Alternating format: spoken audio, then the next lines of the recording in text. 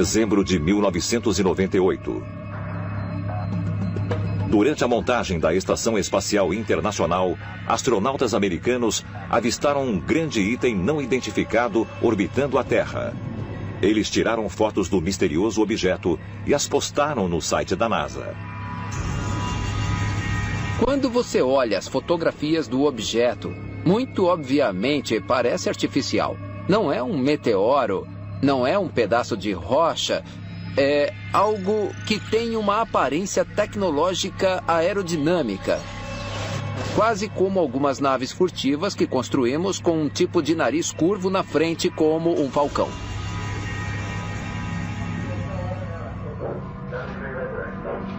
Curiosamente, oficiais da NASA rapidamente removeram as fotos e alegaram que o objeto nada mais era que escombros espaciais. Provavelmente, um cobertor térmico que inadvertidamente se desprendeu da estação espacial. Mas alguns pesquisadores independentes não estão convencidos e sugerem que pode ser a última evidência do satélite Cavaleiro Negro, que foi manchete 3 anos antes que o primeiro satélite feito pelo homem fora lançado em órbita. Em 1954, tanto o San Francisco Examiner como o Aviation Week Journal publicaram artigos detalhando o que pareciam ser satélites artificiais orbitando a Terra. Chocou muita gente porque, apesar de o conceito dos satélites ser conhecido, ninguém no planeta estava lançando satélites. A história decolou com um homem chamado Major Donald Cahill. Ele anteriormente pertencia às Forças Armadas e escreveu vários livros sobre OVNIs. Uma das coisas que Cahill escreveu foi como supostamente alguns militares disseram a ele que as Forças Armadas americanas estavam seguindo 1 ou 2 satélites desconhecidos de tamanho extraordinário na órbita da Terra. Ninguém sabia o que eles eram. Isso foi muito antes do Sputnik, o primeiro satélite lançado pelos russos. E deu origem à ideia de que eles eram extraterrestres.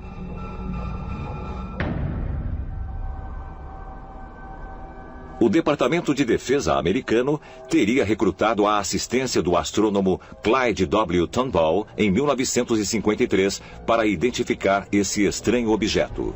No entanto, suas conclusões nunca foram tornadas públicas.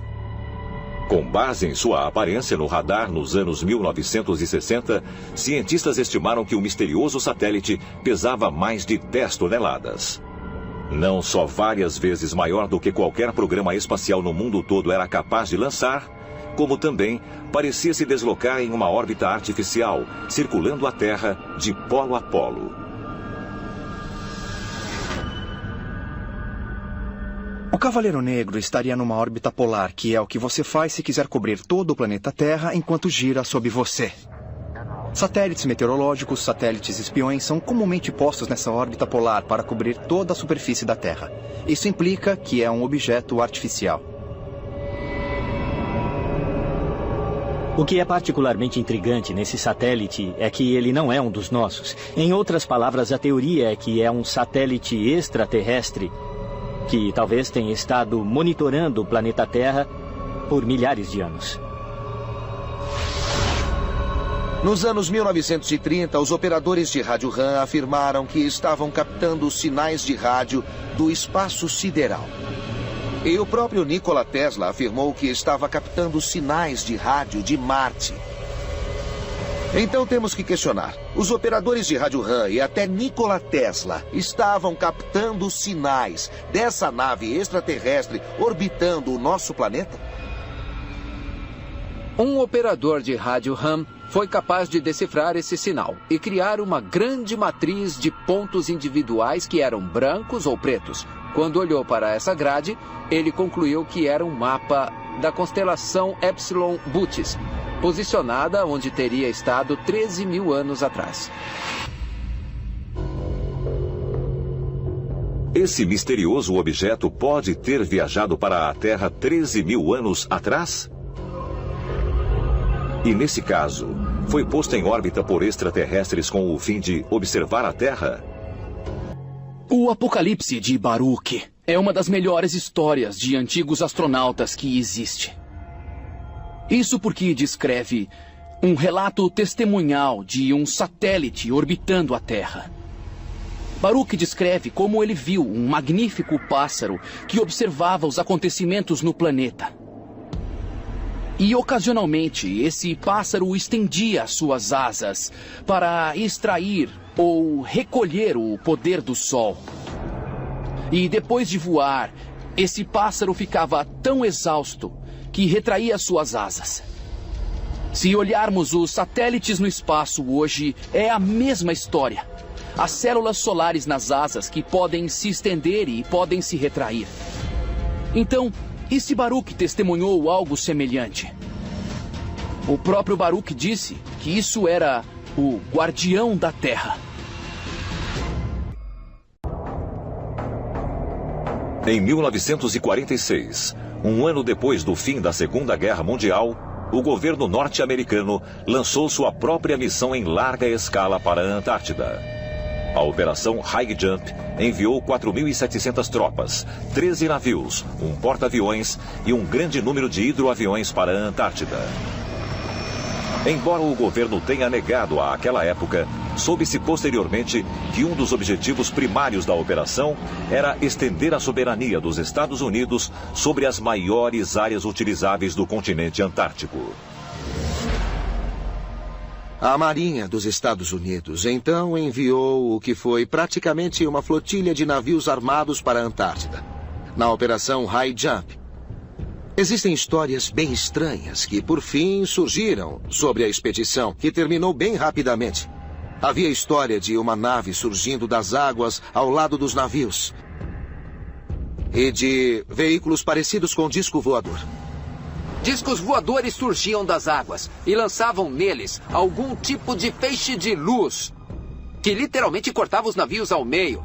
Do céu, eles atacavam os aviões e eles viajavam tão rapidamente que era quase impossível prever visualmente aonde os discos iam. Então, a frota norte-americana teve que retornar aos Estados Unidos totalmente arrasada e destruída. É ainda um mistério todas as atividades que ocorreram na Antártida. É preciso perguntar se o exército americano e outros governos também tiveram conhecimento das estruturas embaixo do gelo, das pirâmides cobertas de gelo. E talvez eles sabiam que existe algum tipo de civilização antiga congelada embaixo do gelo da Antártida. É possível que embaixo do gelo estejam as chaves para, na verdade, nós nos salvarmos e recuperarmos o nosso passado remoto. Podemos chegar a uma situação em que não vai ser mais possível encobertar isso.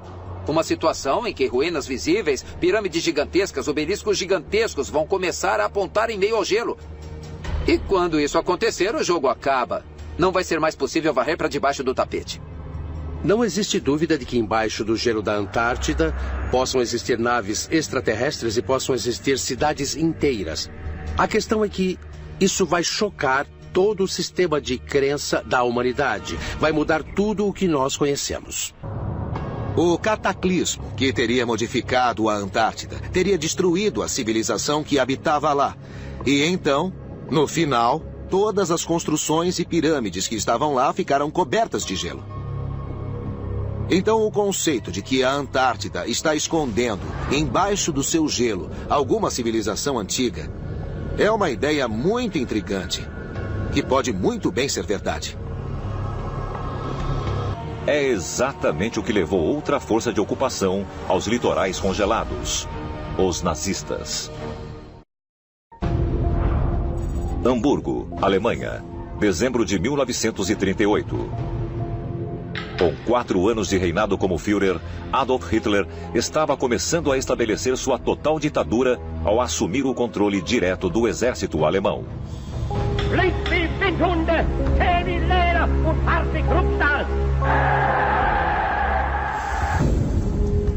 Mas, na iminência da Segunda Guerra Mundial, Hitler também estava envolvido em atividades muito mais estranhas que eram ocultas para o público. Ele estava destinando cada recurso que sobrava para buscar relíquias antigas que ele acreditava que poderiam conter poderes incríveis.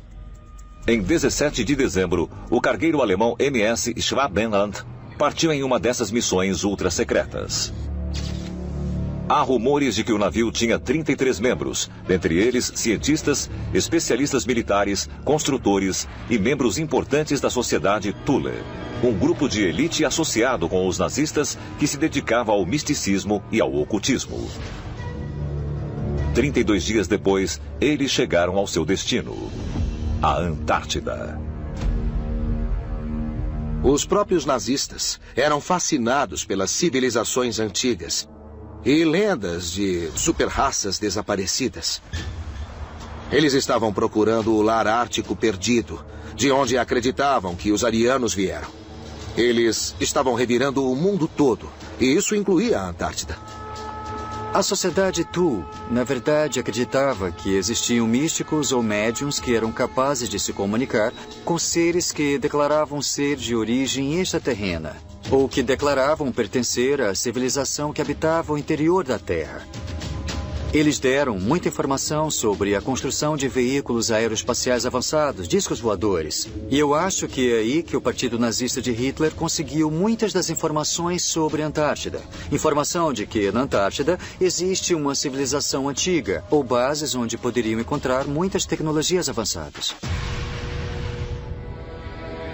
Durante o tempo que passaram na Antártida, acredita-se que os nazistas mapearam, pelo ar, as enormes faixas de terra congelada. Então que os nazistas também estabeleceram um elaborado quartel general subterrâneo, conhecido como Base 211. Hitler e os nazistas tinham um interesse particular pela Antártida. Eu acho que eles realmente acreditavam que havia alguma coisa importante embaixo do gelo. E sempre houve rumores de que os nazistas, com seus submarinos, tinham cavernas subaquáticas, pequenas cidades, para onde eles fugiram depois da Segunda Guerra Mundial.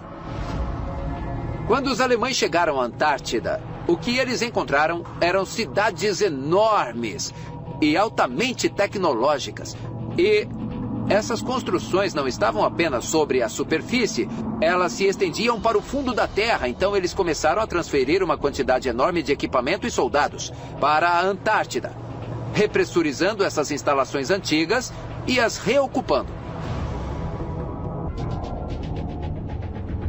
Se, de fato, os nazistas estavam procurando tecnologia extraterrena na Antártida, é possível que eles tenham, na verdade, encontrado? E o exército dos Estados Unidos pode ter descoberto essa tecnologia poderosa anos mais tarde, durante a Operação High Jump? Então é preciso perguntar, o Polo Sul é algum tipo de área de entrada extraterrena? Algum tipo de portal muito importante que tem que ser controlado pelos militares? O governo dos Estados Unidos está acobertando uma presença extraterrena na Antártida? E se a resposta for afirmativa, poderiam ser os mesmos seres de outro mundo que uma vez ocuparam o continente há milhares de anos?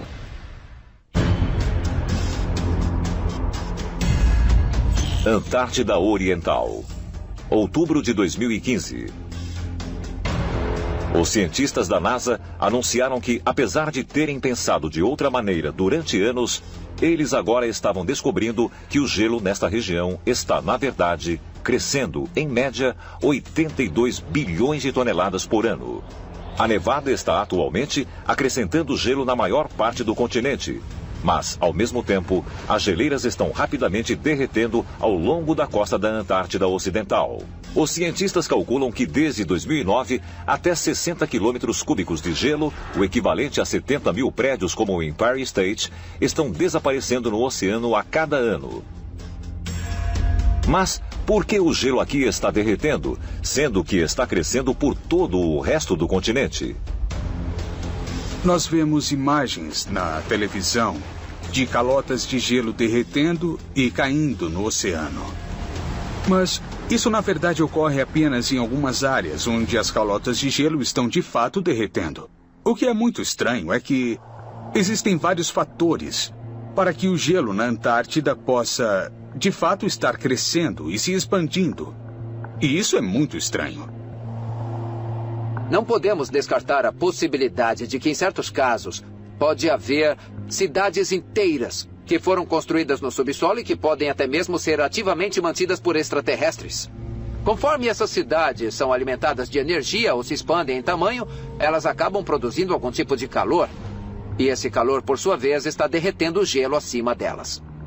Se existem coisas embaixo de quilômetros de gelo na Antártida, então isso significa que tem que ter sido formado antes da última era do gelo. Então o que poderemos encontrar lá? Resquícios de uma civilização perdida? Talvez até mesmo ferramentas usadas para erigir essas civilizações. O que realmente existe debaixo do gelo e da neve na Antártida? Esse continente congelado já esteve coberto com vegetação viçosa, assim como as pirâmides que são anteriores às do Egito? E se os extraterrestres realmente habitaram a Antártida? Esses visitantes de outro mundo poderiam ainda estar escondidos lá hoje? Talvez um dia, em breve, nós descobramos o que o gelo da Antártida esconde há milhares de anos. E isso finalmente evidencia a verdade sobre o nosso passado alienígena.